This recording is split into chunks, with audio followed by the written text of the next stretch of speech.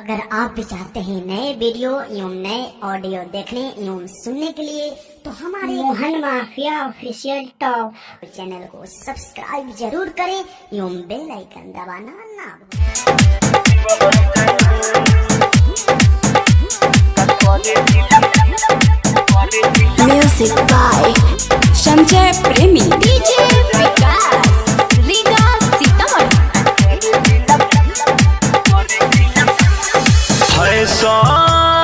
Fashion में रोज बउआलू का करे जिला शिवहर जालू का करे जिला शिवहर जालू। फैशन में रोज बउआलू का करे जिला शिवहर जालू का करे जिला शिवहर जालू। हम पूछिले तो भाव बड़ा खालू का करे जिला शिवहर जालू का करे जिला शिवहर जालू।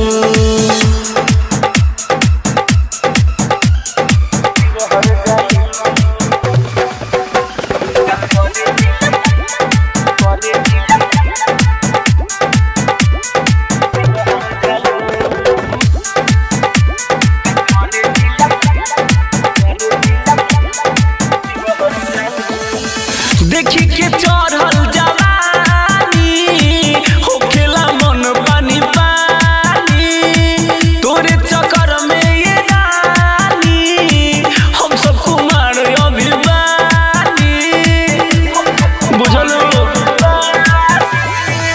देखी के चढ़ल जवानी होखेला मन पानी पानी तोरे चक्कर में ये हम सब कुमार अभिमानी। देखुली धाम पर भेटालू का करे जिला शिवहर जालू का करे जिला शिवहर जालू। हम पूछिले तो भाव बड़ा खालू का करे जिला शिवहर जालू का करे जिला शिवहर जालू।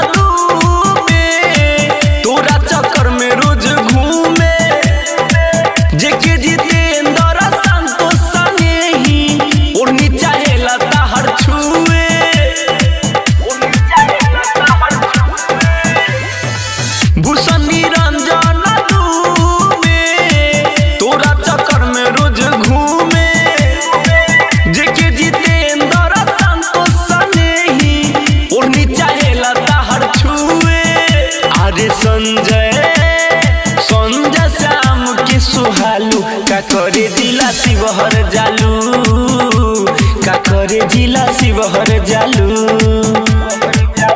हम